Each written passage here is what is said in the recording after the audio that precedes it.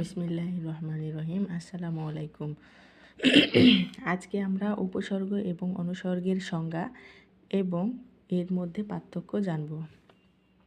উপসর্গ যেসব অব্যয় শব্দের নিজস্ব কোনো অর্থ নেই, কিন্তু অন্য শব্দের আগে যুক্ত হয়ে সে শব্দের নতুন অর্থ সৃষ্টি করে, সেসব অব্যয় শব্দকে উপসর্গ বলে। অনুসর্গ যেসব অব্যয় বিশেষ্য ও সর্বনামের পরে বসে বিভক্তির কাজ করে সেগুলোকে অনুসর্গ বলে। উপসর্গ এবং অনুসর্গের মধ্যে পার্থক্য: উপসর্গ শব্দের প্রথমে বসে এবং অনুসর্গ শব্দের শেষে বসে।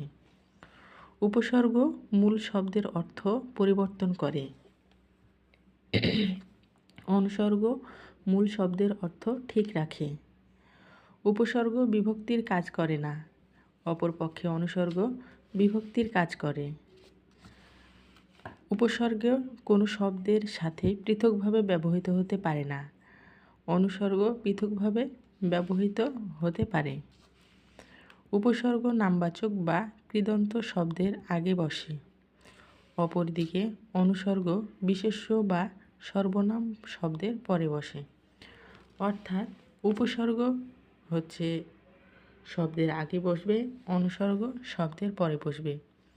উপসর্গ শব্দের অর্থের পরিবর্তন করে, অনুসর্গ অর্থের পরিবর্তন করে না। উপসর্গ বিভক্তির কাজ করে না, কিন্তু অনুসর্গ বিভক্তির কাজ করে। উপসর্গ শব্দে পৃথকভাবে ব্যবহৃত হতে পারে না, কারণ আমরা জানি উপসর্গ হচ্ছে ওয়া, ওয়াঘা, ওয়াজ, ওয়ানা, আ, আর, আন, আব, ইতি, উন, কদ, কুনি, পাতি, বিভরম, শশা, সুহা এগুলো হচ্ছে উপসর্গ।